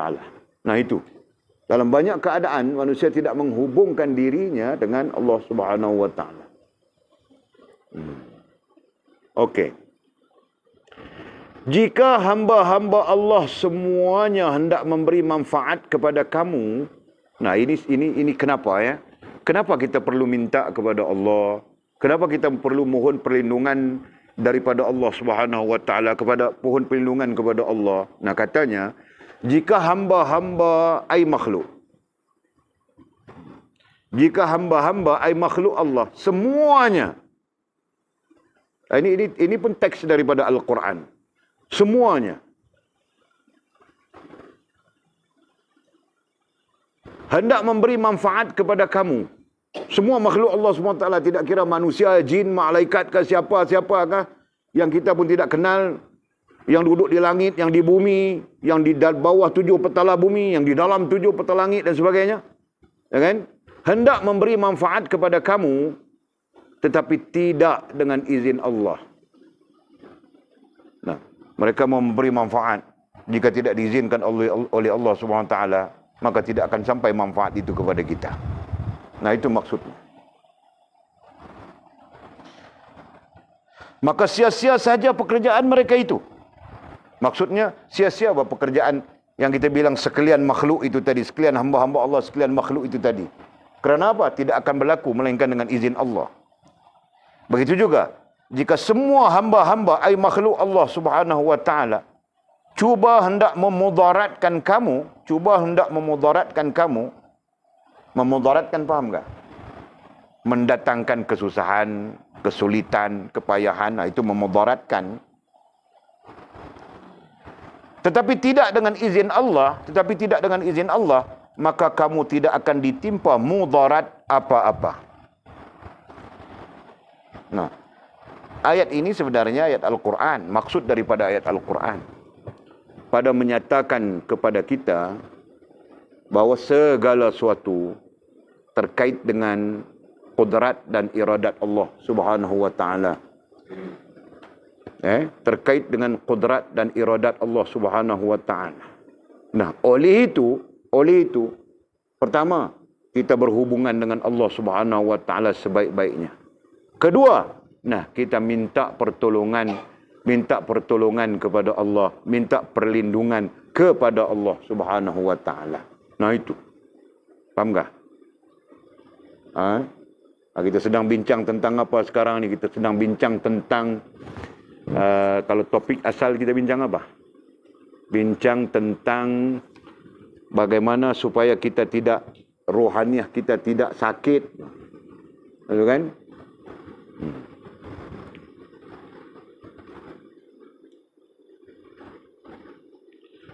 Oleh itu jika kamu boleh melakukan suruhan-suruhan Allah dengan ikhlas, maka lakukanlah. Nah, jika kita boleh melakukan suruhan-suruhan Allah, suruhan saja jadi boleh kita sebut perintah, begitu kan? Suruhan ai perintah. Jika kamu boleh melakukan suruhan-suruhan Allah dengan ikhlas, maka lakukanlah. Maksudnya apa? Maksudnya lakukanlah suruhan Allah dengan ikhlas. Belajarlah supaya kita boleh berlaku ikhlas. Nah, itu. Didiklah rasa dan perasaan kita supaya boleh berikhlas kepada Allah Subhanahu wa taala. Jelaskah? Kenapa? Karena ikhlas itulah menjadi kunci Allah menerima kita. Ikhlas itu menjadi kunci Allah menerima amalan-amalan kita. Nah, itu. Itu ayat yang paling betul. Bukan menerima kita ya, menerima amalan-amalan kita. Dalam arti kata yang lain, Allah Subhanahu wa taala tidak menerima amalan yang tidak ikhlas. Amalan yang tidak ikhlas artinya syirik. Karena ikhlas itu membatalkan syirik. membatalkan kerana yang lain daripada Allah Subhanahu wa taala. Nah, tidak ikhlas itu mencampur adukkan kerana yang lain daripada Allah Subhanahu wa taala. Nah, gitu kan? Jadi kamu orang pakai niqab ini kerana Allah yang pertama, yang keduanya kerana abangku pun bilang suruh aku pakai bah. Ya kalau abangmu tidak suruh pakai, aku tidak pakai bah bilangnya. Nah, begitu berarti ada dua kerana di situ. Faham tak? Nah, contohnya. Jadi katanya oleh itu jika kamu boleh melakukan suruhan melakukan amal melakukan, kalau tidak terjemah pun kita faham. Boleh melakukan amal suruhan Allah dengan ikhlas, maka lakukanlah. Jika kamu tidak mampu melakukannya, nah kita tidak mampu. Kenapa? Kita sedang belajar kita sedang belajar memperbaiki rohaniah kita. Kita sedang belajar membetulkan rasa dan perasaan kita. Nah, di sana kita masih tidak mampu, masih sangkut-sangkut saja kerana itu, kerana ini, kerana itu, kerana ini. Maka lebih baik kamu sabar. Nah, bilangnya. Maka lebih baik kamu sabar terhadap apa yang kamu tidak suka melihat, yang di situ ada banyak kebaikannya. Jadi katanya, maka lebih baik kamu sabar terhadap apa yang kamu tidak suka melihat, yang di situ ada banyak kebaikannya. Nah, contohnya begini, mau solat. Pada dasarnya solat pun kita tidak suka kan. Nah, sekarang kita solat sebab kita tahu solat itu hukumnya wajib, begitu begini. Bukan dengan sebab suka kita, betul? Sebab solat ini ataupun seluruh ibadat akan berlaku 4 tahap. Macam kita belajar sudah pada dasar kita. Tahap suka, tahap sayang, tahap kasih, tahap cinta. Faham tak? Nah, jadi solat itu di tahap apa kita sekarang? Nah, kita boleh ukur diri kita sendiri, Pak. Nah, kita tulis. Kita boleh ukur diri kita sendiri. Ada 4 tahap. Kita tulis dari bawah ya. Suka, sayang, kasih, cinta. Nah, jadi objek kita di sini adalah satu solat. Nah, di tahap apa kita solat? Nah, kita tahu kan? Kita masing-masing tahu. Kalau kamu orang tanya Walid pun mau cakap apa? Walid di tahap mana? Bukan mau sembunyi. Sembunyi apa? Jujur saja. Faham tak? Dan hakikatnya, semua ibadat, kalau kita senaraikan di sini, ibadatnya nama apa? Solat, puasa, zakat, haji, apa saja yang sunat, yang wajib, sebagainya. Hakikatnya semua perlu berada di posisi ini. Semuanya perlu berada di posisi ini. Faham tak? Nah, apa dalilnya? Innas salata kanat 'alal mu'minin, bukan? Apa dalilnya bunyinya? Bunyinya macam mana? Kamu orang dhabit sudah kan? Illa 'alal khashi'in.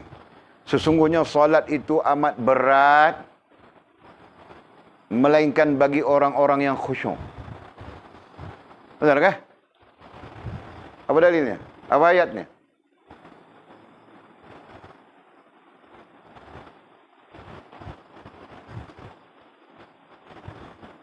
Inna salat. Lupa. Otak Walid tak berapa nak karan sekarang ni. Bagaimana bunyinya? Maksudnya adalah sesungguhnya salat itu amat berat kecuali bagi orang-orang yang khusyuk. Itu maksudnya.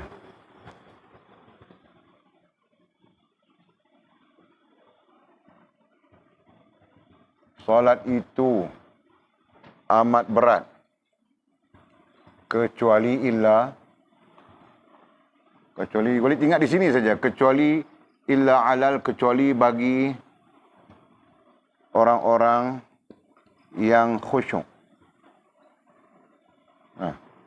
Perkataannya khusyuk. Surah Al-Baqarah. Al-Baqarah ayat 45. Bunyi ayat mulanya macam mana? Okey, apa ayatnya?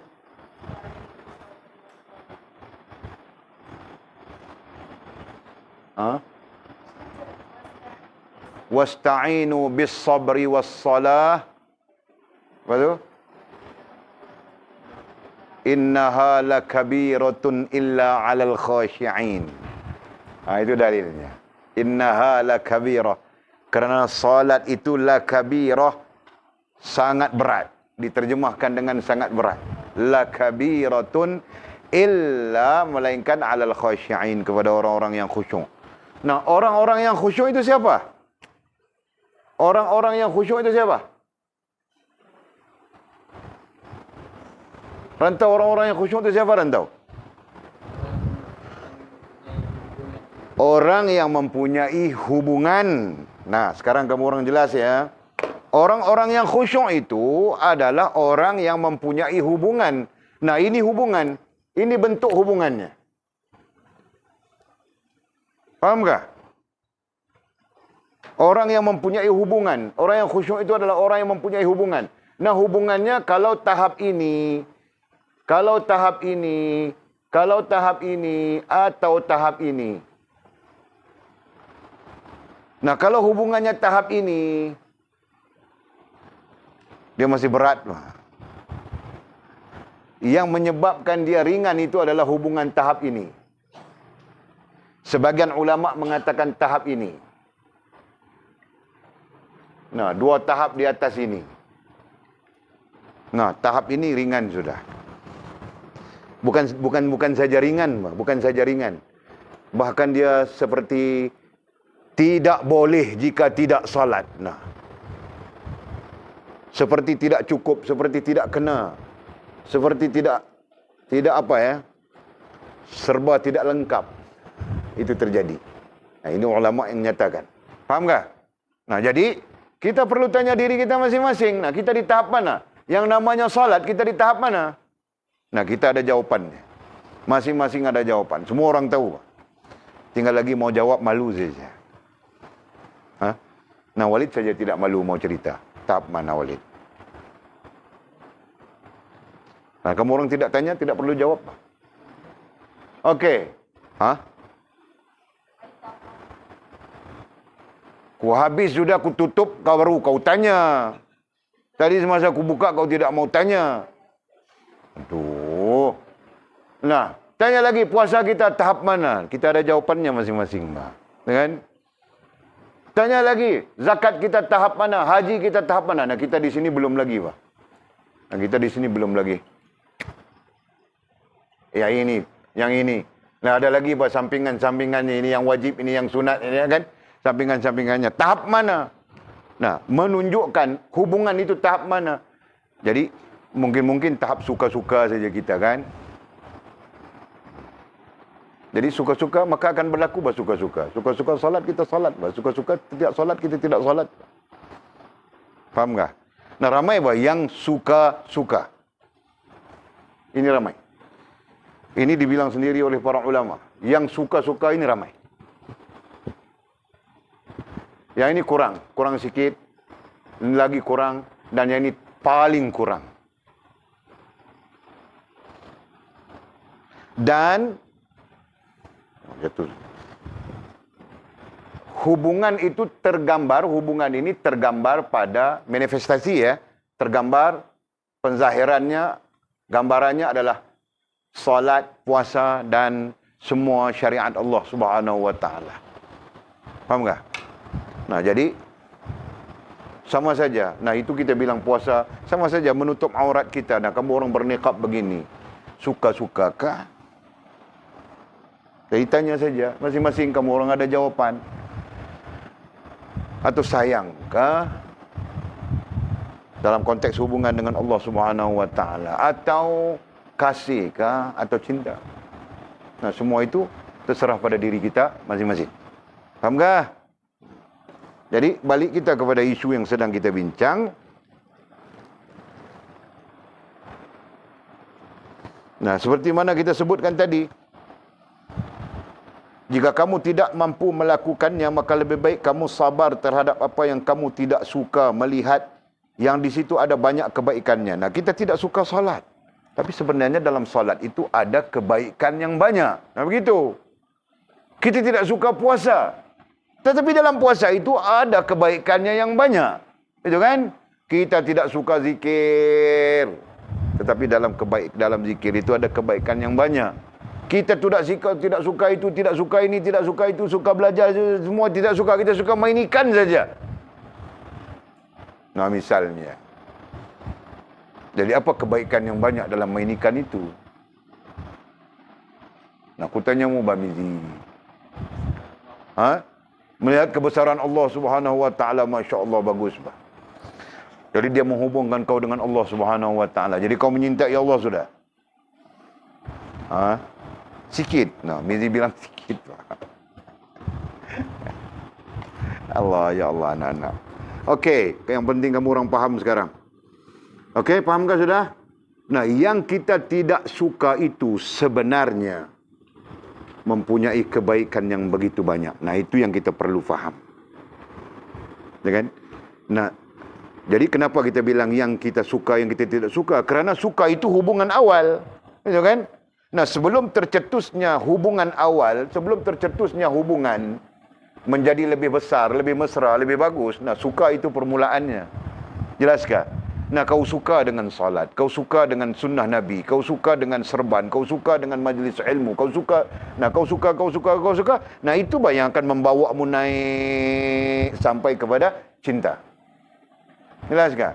Sama saja dengan manusia juga, bah. Kau suka dia punya senyumnya, kau suka dia punya sembang-sembangnya, kau suka dia punya lawaknya, kau suka dia punya macam-macam.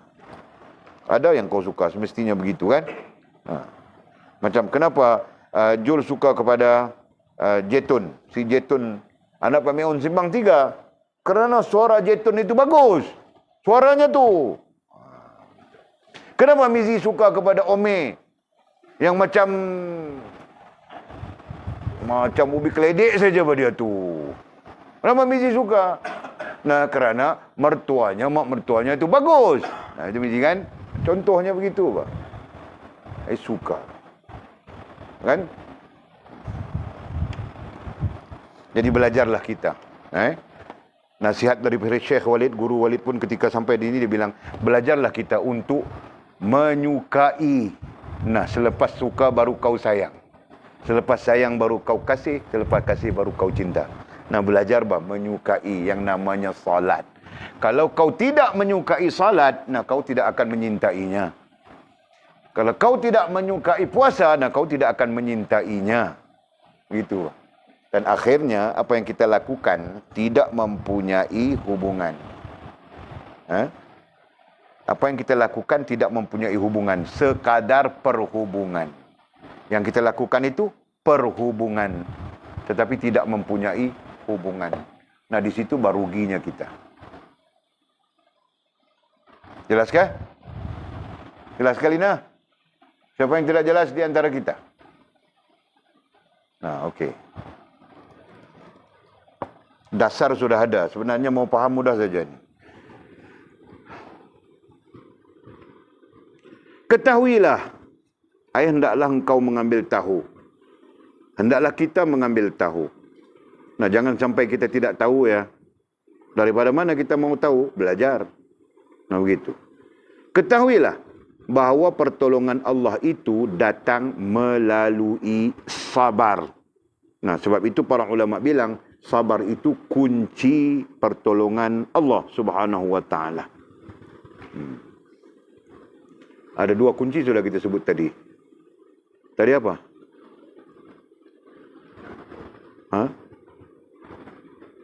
Tadi kunci apa tadi? Yang mula-mula tadi kita sebut. Mana, di mana?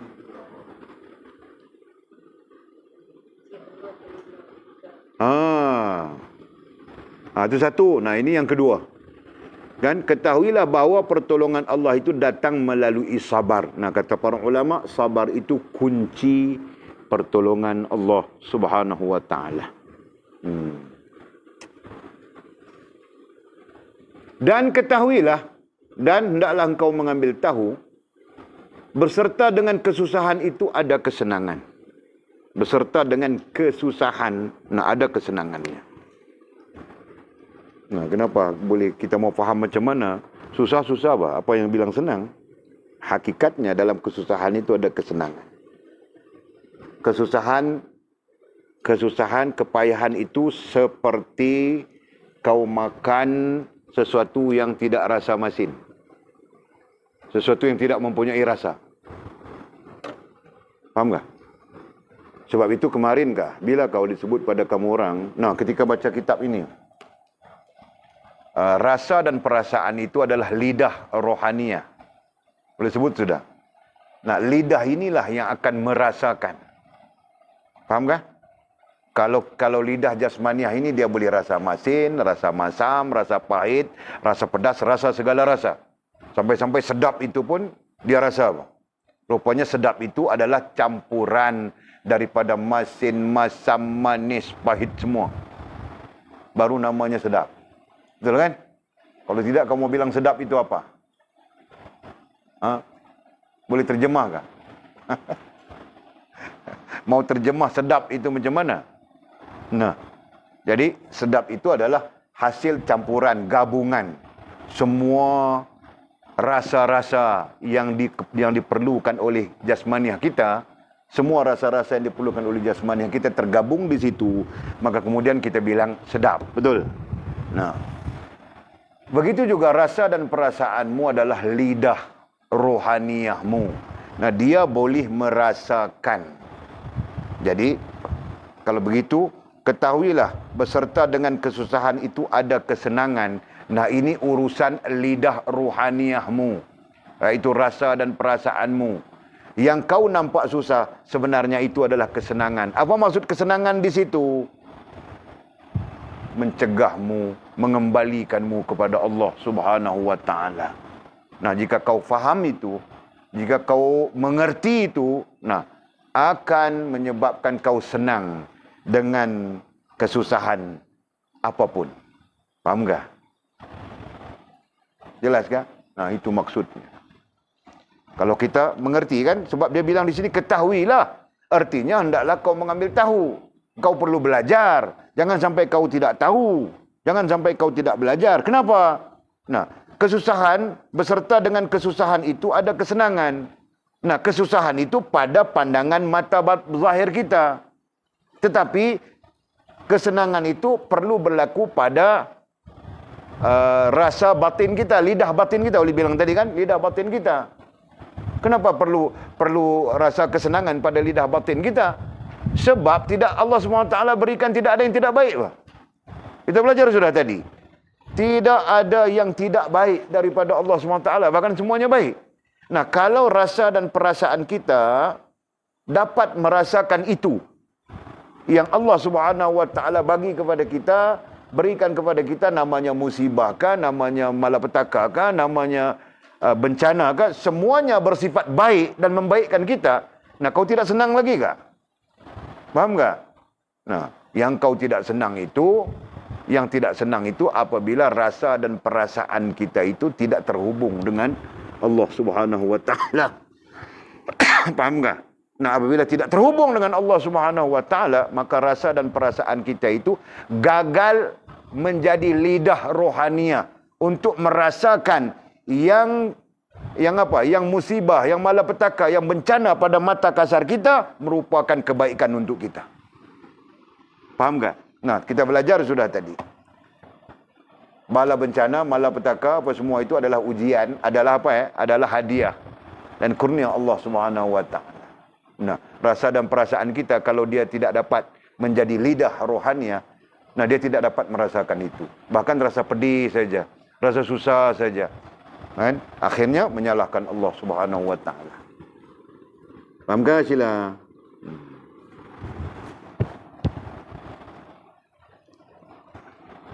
Okey. Tiap-tiap orang yang beriman hendaklah mempraktikkan hadis Nabi ini, katanya. Ini nasihat terakhir daripada syarah ini oleh musannif musyrif kita. Tiap-tiap orang yang beriman hendaklah mempraktikkan hadis ini. Mempraktikkan hadis Nabi ini. Hadis mana? Hadis yang kita bacakan tadi. Hadis itu diriwayatkan oleh Ibnu Abbas, Abdullah bin Abbas. Yang mafhumnya kita pun jelaskan sudah. Bukan teksnya, bukan literalnya ya. Kita sebut sudah tadi. Baginda bersabda, baginda berkata kepada saya, anakku, jagalah kewajipanmu kepada Allah. Jagalah kewajipanmu, hubunganmu kepada Allah. Maka Allah akan menjaga kamu. Jagalah kewajipanmu kepada Allah. Jagalah hubunganmu sebagus-bagusnya kepada Allah. Maka kamu akan dapati Allah itu berada di hadapan kamu. Yakni menolongmu, membantumu dan sebagainya. Nah, jadi katanya, tiap-tiap orang yang beriman hendaklah mempraktikkan hadis ini agar selalu beroleh keselamatan. Mempraktikkan hadis ini mau praktik macam mana? Nah, jaga hubungan dengan Allah. Itu saja. Itu saja praktiknya kan? Menjaga hubungan dengan Allah. Yang kedua, menjaga hubungan dengan Allah sebaik-baiknya, sebagus-bagusnya. Nah itu. Bukan tidur sebagus-bagusnya. Menjaga hubungan dengan Allah Subhanahu wa taala sebagus-bagusnya, sebaik-baiknya. Nah itu. Jelas kan? Agar selalu beroleh keselamatan. Agar moga-moga. Agar moga-moga. Kadang-kadang istilah ini jarang digunakan di tempat kemurang. Jadi moga-moga. Agar moga-moga selalu beroleh keselamatan. Keselamatan dari apa? Dari rusak hubungan dengan Allah Subhanahu wa taala. Nah, itu bahasa ilmu tasawuf ya. Agar selalu beroleh keselamatan, dari rusak hubungan dengan Allah dalam dunia ini. Nah, ketika hidup kita di dunia dan di akhirat kelak, begitu juga selamat kita di hari akhirat kelak. Dan mendapat rahmat, rahmat. Nah, diterjemahkan rahmat, kita terjemahkan dengan kasih sayang. Rahmat dan mendapat rahmat, atau bukan dan ya, atau kasih sayang Allah Subhanahu wa taala. Jadi tukar perkataan dan kepada atau. Karena dalam teks Arabnya au bunyinya, au kan. Dan di akhirat kelak dan mendapat rahmat atau kasih sayang Allah Subhanahu wa taala di dunia dan di akhirat. Jadi jelas sudah yang kita bincangkan daripada syarahan ke-42 ini. Bina barohaniah kita. Bentuk barohaniah kita supaya merasa baik apapun daripada sisi Allah Subhanahu wa taala. Bentuk bina rasa dan perasaan kita supaya merasakan apapun yang daripada sisi Allah Subhanahu wa taala adalah baik, terbaik dan membaiki kita. Nah begitu. Nah, ini bentuk perasaan, bentuk rasa dan perasaan yang kalau kita rujuk kepada syarahan sebelumnya, rasa dan perasaan orang-orang kerohanian. Ini merupakan rasa dan perasaan orang-orang kerohanian. Sedangkan kerohanian itu merupakan bahagian daripada tarik baginda Nabi kita SAW, betul? Kan? Nah, itu berarti ini yang kita belajar ini merupakan bahagian daripada tarik yang diajarkan oleh baginda Nabi kita SAW. Nah, bagaimana sepatutnya rohaniah kita? Nah, ini. Kita mau rohaniah kita seperti rohaniah Nabi. Nah, bagaimana rohaniah Nabi? Nah, seperti yang kita bacakan di teks ini. Paham tak? Gitu. Mudah-mudahan.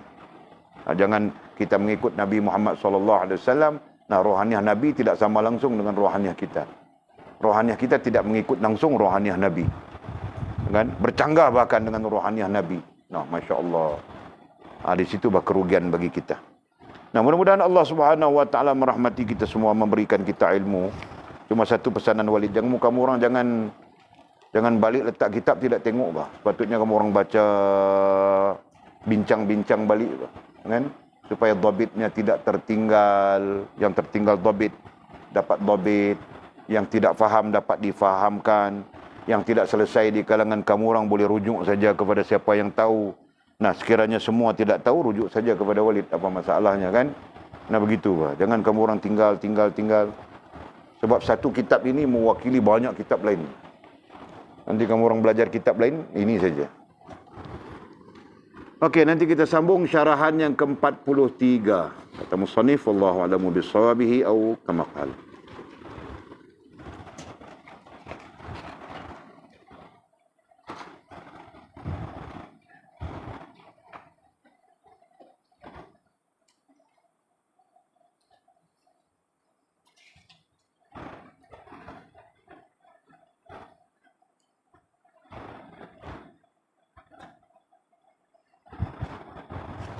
Allahu a'lam. Ada soalan kah?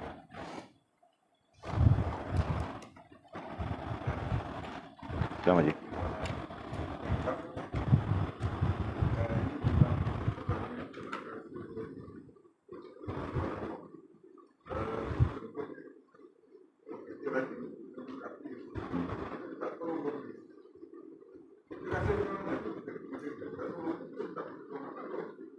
Okey.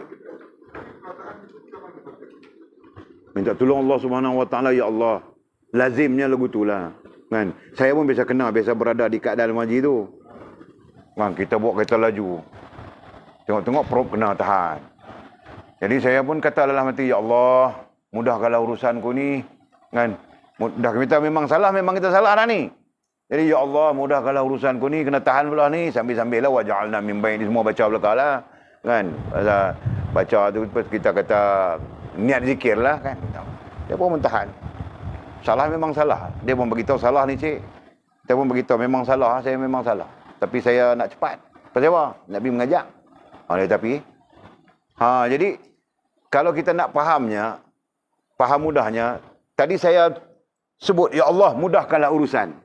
Misalnya, nah itu satu bentuk kita minta kepada Allah Subhanahu Wa Taala, minta tolong kepada Allah Subhanahu Wa Taala. Betul lah.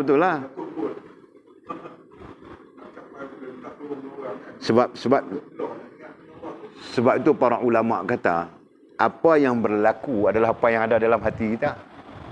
Kalau dalam hati kita ada hubungan dengan Allah, dia tetap akan terhubung dengan Allah Subhanahu Wa Taala. Jadi kalau sampai tak terhubung, sebenarnya Allah Taala tak ada di dalam hati. Samalah kiasan dia. Kan? Sakit kepala teringat Panadol, sebenarnya dalam hati kita tak ada hubungan dengan Allah Subhanahu Wa Taala. Kalau ada, tetap dia cari Allah Ta'ala dulu. Hati tu cari. Kita tu satu hal lah. Hati kita akan mencari Allah Subhanahu Wa Ta'ala.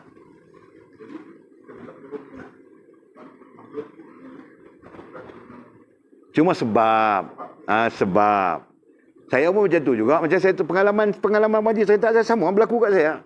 Tolonglah cikgu, saya nak cepat ni. Kan? Minta tolong juga. Tolonglah cikgu, saya nak cepat ni. Okey, jalan. Jadi bermakna kata bukan kita tak minta tolong kat dia, tapi kita memulakan minta tolong tu kepada Allah Subhanahu Wa Taala. Macam tu. Banyak kali saya kenal lagu tu. Banyak kali. Kan? Ada masa tak ada lesen pun ada. Tak ada lesen apa pun tak ada. Masa tu baru duk test pakai kereta lah, duduk di Ipoh tu. Duk test nak convert lesen antarabangsa. Tak lulus lagi. Tak lulus makna tak ada lesen lah, seolah-olahnya lagu tu lah. Saya naik pergi, tak kena tahan, speed trap. Jadi, nak pergi mengajak di Parit pada masa tu. Daripada Goping nak ke Parit. Jadi, kena tahan speed trap, saya pun dah tahan, duk beratuk, tak nak sampai kat kita tu. Dia ya Allah, mudahkanlah urusan macam tu lah. Ya Allah, mudahkanlah urusan ni, ya Allah. Dia bunyi macam tu. Semua tahan tu semua laju lah. Kata laju, dia tak tahan. Kan, dia pasal mungkin ada di belakang tu, hak ni lebih berapa, hak ni lebih berapa kan. Dia tahan nak laju saja. Sampai kita macam tu juga. Cik laju ni. Berapa? Cikgu. Laju lebih ni banyak ni, laju lebih 20 ni. Kelang kabut sangat pasal apa? Minta maaf cikgu. Saya nak kena pergi mengajak minta tolong lah. Jangan tahan lagi payah ni. Kan, lagi sultan marah, saya apa abang dia tauliah sultan. Kan, lagi sultan marah saya, tak apa, jalan. Jadi sebab, kan. Jadi kita lapik tu yang saya kemarin kita mengaji. Sebab tu dia akan jadi banyak, berangkai. Kadang-kadang satu hal, musababnya satu, sebabnya tu banyak. Itu macam tu lah maksudnya. Jadi mungkin sebab dia kesian kat kita. Mungkin sebab dia dengar tauliah sultan. Mungkin sebab mengaji agama. Jadi sebab-sebab yang berangkai. Musababnya satu, kita minta kepada Allah Ta'ala, ya Allah permudahkanlah urusanku. Mungkin begitu kita katakan. Jadi kalau kita lazimlah hubungan kita dengan Allah macam disebut dalam hadis kita baca tadi. Kalau kita jaga Allah, jaga hubungan dengan Allah, Allah akan berada di depan kita, memberi pertolongan kepada kita dengan tafsiran tu. InsyaAllah dengan izin Allah Subhanahu Wa Ta'ala. Okey. Tak apa dengar Haji? Okey. Wang modal. Belajar dah. Okey.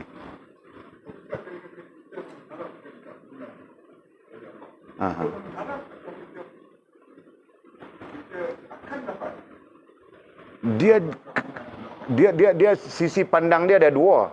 Kalau kita pandang sisi janji, maka kita akan mendapat. Dia macam tu. Kan? Satu pandang, kita pandang sisi janji. Apa janji Allah SWT? Allah Ta'ala janji syurga, janji itu, janji ini. Itu sisi janji. Kita akan dapat. Tapi kalau kita pandang sisi ubudiyah, sisi kehambaan, kita kena minta. Itu beza dia. Dua-dua kena pakai lah. Sebab kita ni hamba Allah Subhanahu Wa Ta'ala. Kita kena berdiri dengan sifat kehambaan juga. Kan? Jadi atas nama kehambaan tu, ya Allah, ya Allah, ya Allah, kita minta. Kan? Itu atas nama kehambaan. Adapun sisi janji, Allah Maha menyempurnakan janji. Jadi kita jawab dia, tetap dapat lah. Itu. Kan? Kalau Allah Ta'ala tak tunai, tak dapat, berarti Allah tidak menyempurnakan janjinya di situ. Maha suci Allah daripada sifat-sifat tu. Kan? Okey.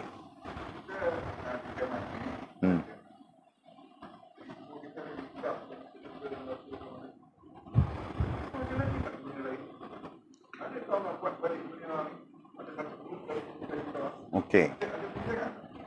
Ada perbincangan, tapi perbincangan ini tidak diklasifikasikan sebagai perbincangan yang disepakati oleh para ulama ahli sunnah wal jamaah. Ada perbincangan, tapi perbincangan ini terkait dengan aliran dan agama lain. Yang paling dekat sekali dengan perbincangan dengan aliran agama lain adalah agama Bahai. Yang membincangkan selepas kiamat alam ini akan ada satu alam baru pula Tuhan bagi jadi. Akan ada Ustaz Hamdan yang keberapa pula. Sebab satu alam tu kata mereka ada alam yang berlapis-lapis ni, alam berlapis-lapis. Maksudnya kiamat satu alam akan ada satu alam. Kiamat satu alam akan ada satu alam. Berterusan tak tahu sampai bila. Jadi Adam yang ada kat kita lah ni, Adam yang keturunan kita, bapa kita, itu Adam yang ke-10 kata mereka. Mereka punya faham lagu tu. Dia Adam yang ke-10. Nah, kalau Adam yang ke-10, berarti Muhammad yang ke-10. Kalau kita nak kira daripada faham mereka tu. Memang ada fahaman tu, tapi dia cenderung kepada Bahai. Dalam tak ada, kita tak ada. Kita ni kiamat habis-habis. Kan? Jadi tak ada alam dunia ni. Sebab itu yang kekal adalah akhirat.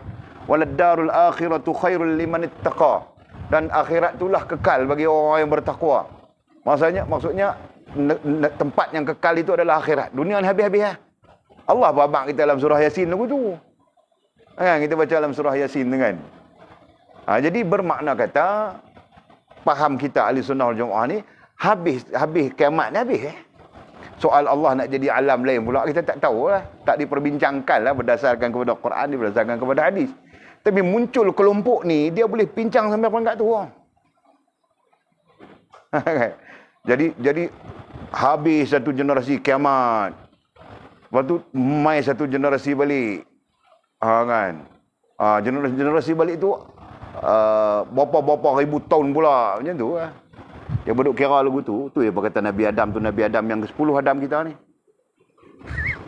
Tak tahu berapa belas lagi kita wallahu alam. Kita takutlah kan. Sesuatu yang menyalahi Al-Quran, menyalahi sunnah Nabi SAW. Kalau perbincangan tu sesuatu yang ada nas Al-Quran dan hadis, tak apa. Kita takutlah kan. Takut orang terpengaruh. Saya ada buku tu, teks tu saya ada. Saya baca. Jadi apa, jadi ni, saya tengok banyak benda lah mereka punya merepek, mereka meraban mereka tu kan. Yang tak ada sumber pun. Jadi berdasarkan kepada andaian mereka. Jadi andaian ni bukan perkara agama lah, tu lah. Wallahu a'lam. Okay, habis. Kamu orang tiada tanya? Pandai semua.